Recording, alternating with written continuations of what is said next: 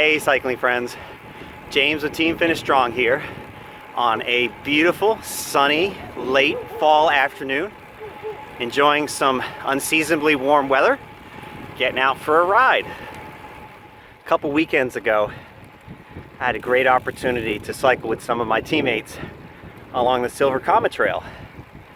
It is an epic ride experience.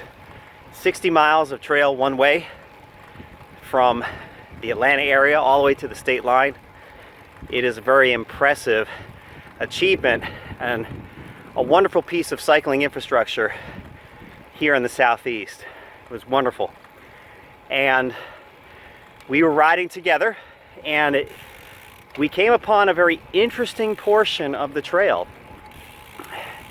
Interesting because we happened to be traveling past what is known locally as Garbage Hill, and with good reason, because you could smell it before you could see it. It was a landfill, and the trail happens to go up along the perimeter of the landfill, so you can imagine what that experience must be like. In reflecting on how we treat our garbage, and in light of some recent events online, in the social media, and in the news, I feel compelled to share today some thoughts. The question I want to ask is this: do we treat people the way Jesus treated people? We live in a very divisive society today, with people divvied up by gender, ethnicity, political persuasion, gender identity, sexual orientation, criminal background, and the list goes on and on and on. We couldn't be more polarized as a country, even though we're supposed to be a melting pot. Not too long ago, Pastor Miles McPherson from the Rock Church gave us a wonderful message about this topic, far more eloquent than I can go into in this little short reflection today. And I highly encourage you to check it out. I'm going to leave a link in the description so that you can check it out. It's called The Third Option. For the purposes of this reflection today, I just want to share a couple of thoughts. First, when it comes to our pedigree, we're all on even ground. We're sinners saved by grace, nothing more, nothing less. Perhaps that's why when Jesus chose the 12 disciples, the very ones that would spread the gospel of the message of hope to the world, that he chose ordinary, unschooled men. A few of them were fishermen. One was a tax collector, aka traitor, and another was a zealot, or in modern terms, you could call him a terrorist.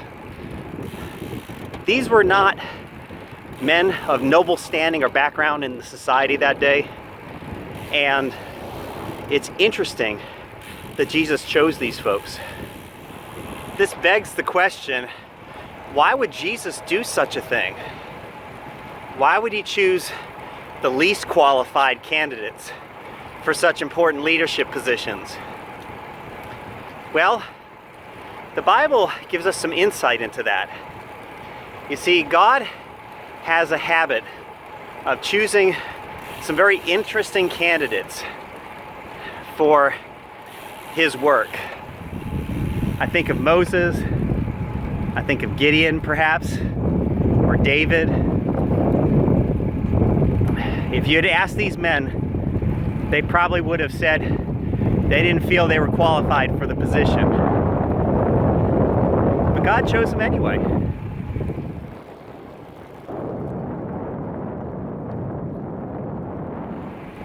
God alluded to the fact when David was being chosen as king that God doesn't look on the outward appearances, but he looks on the heart. And what kind of a heart is that he's looking for?